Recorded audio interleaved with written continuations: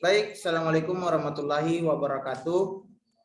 Waalaikumsalam warahmatullahi wabarakatuh. Sebelum kita memasuki tahap inti pembahasan, ada kalanya kita berdoa menurut keyakinan kita masing-masing ya. Doa. Iya, Kak.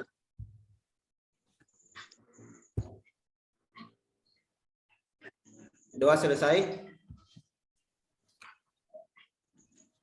Baik, perkenalkan nama saya Andi Kurniawan, mahasiswa Universitas Negeri Makassar, jurusan Psikologi Pendidikan dan Bimbingan.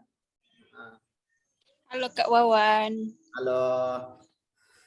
Jadi tujuan saya melakukan bimbingan kelompok ini melalui Zoom agar teman-teman sekalian mengetahui minat dan bakatnya seperti itu. Ya Kak. Ya.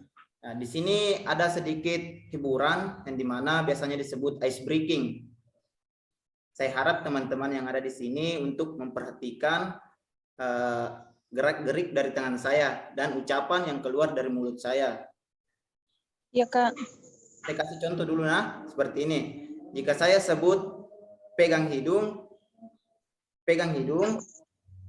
maka kalian jangan mengikuti dari arah tangannya, tapi ikuti dari kata mulutnya. Iya, siap. Ngerti ya? Baik. Kita mulai ya ice breaking-nya ya. Pegang mata.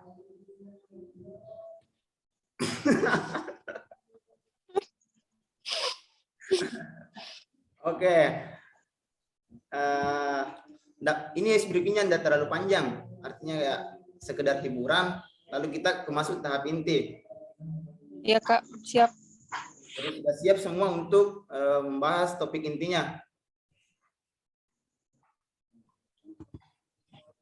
Di sini saya akan menampilkan PowerPoint.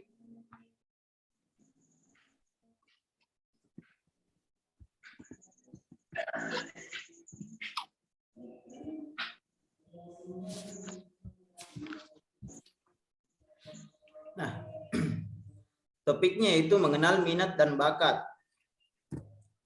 Ada yang tahu apa itu bakat? Kak.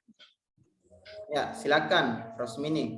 Ya, menurut saya itu Kak, bakat yaitu kemampuan dasar seseorang untuk belajar dalam tempo yang relatif pendek dibandingkan orang lain, namun hasilnya justru lebih baik. Kalau menurut pemahaman saya itu Kak. Baik, bagus sekali ya. Ya, benar sekali jawaban dari Rosmini. Jadi bakat adalah kemampuan dasar seseorang untuk belajar dalam bentuk tempo yang relatif dibandingkan orang lain, namun hasilnya justru lebih baik.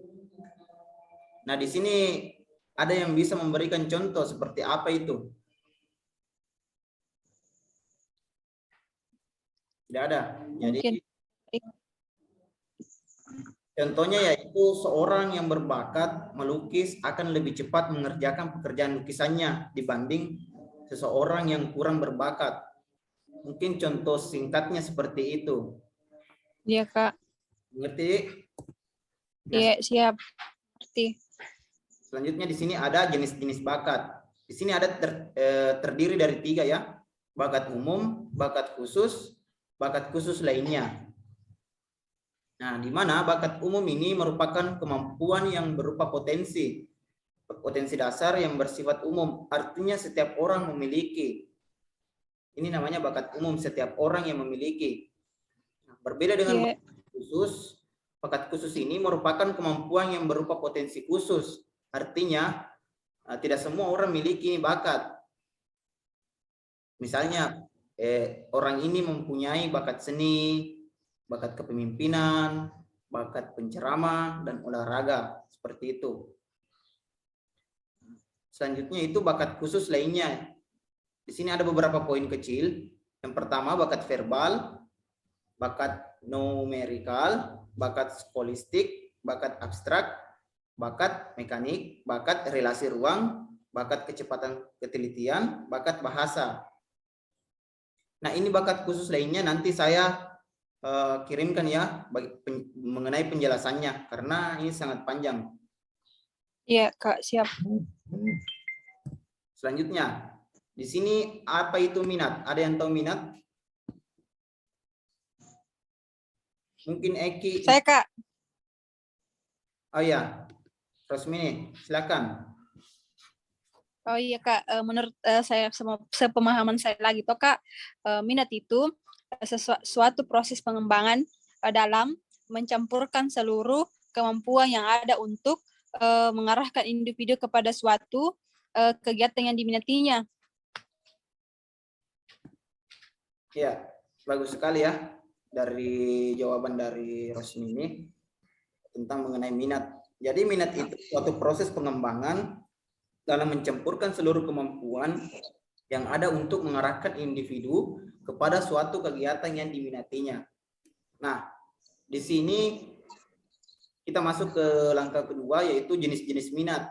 Di sini ada dua ya, jenis-jenis minat, yang dimana minat yang pertama itu vokasional, dan yang kedua avokasional. Minat vokasional terdiri dari tiga. Yang pertama, minat profesional, yang dimana di sini artinya minat yang mempunyai minat keilmuan, seni, kesejahteraan, dan sosial. Yang kedua, minat komersial, minat pada pekerjaan dunia usaha. Contohnya yaitu jual beli, periklanan, akuntansi, kesekretariatan, dan lain-lain. Di sini juga ada minat kegiatan fisik. Contohnya ya kayak mekanik, kegiatan di luar, dan lain-lain. Minat avokasional, yaitu minat untuk memperoleh kepuasan atau hobi. Misalnya petualang, hiburan, apresiasi, ketelitian, dan lain-lain. Nah, selanjutnya pendukung bakat dan minat. Di sini terdiri dua ya, yaitu internal dan eksternal. Faktor bawaan biasa disebut. Nah, faktor ini merupakan faktor pendukung perkembangan individu dalam minat dan bakat sebagai totalitas karakteristik individu yang diwariskan orang tua kepada anak dalam segala potensi melalui fisik maupun psikis yang dimiliki individu sebagai warisan dari orang tuanya.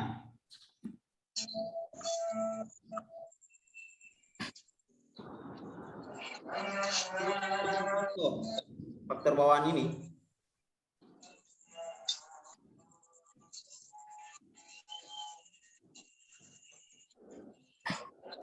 ada ya. Jadi contohnya itu seperti ini. Seorang anak jika dia menggunakan otak kiri, berarti dia lebih dominan di segala tindakan verbal, intelektual, teratur dan rapi, serta logis. Nah, jika anak ini menggunakan otak kanan, berarti anak ini spesial nonverbal, estetik dan artistik. Selanjutnya itu faktor eksternal. Di sini ada faktor lingkungan. Faktor lingkungan merupakan olahan dari berbagai hal untuk mendukung pengembangan minat dan bakat anak. Yang pertama yaitu lingkungan keluarga, merupakan tempat latihan atau belajar dan tempat anak memperoleh pengalaman. Karena keluarga merupakan lingkungan pertama dan paling penting bagi anak. Iya.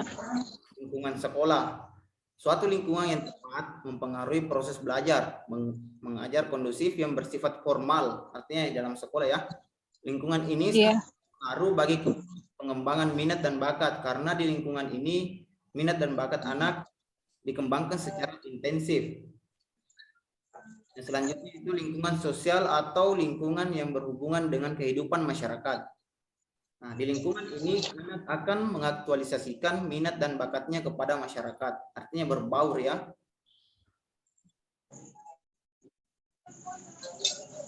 Selanjutnya, cara mengembangkan bakat dan minat.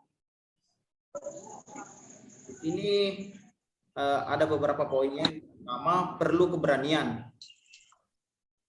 Nah, keberanian ini membuat kita mampu menghadapi tantangan atau hambatan, baik yang bersifat fisik atau psikis.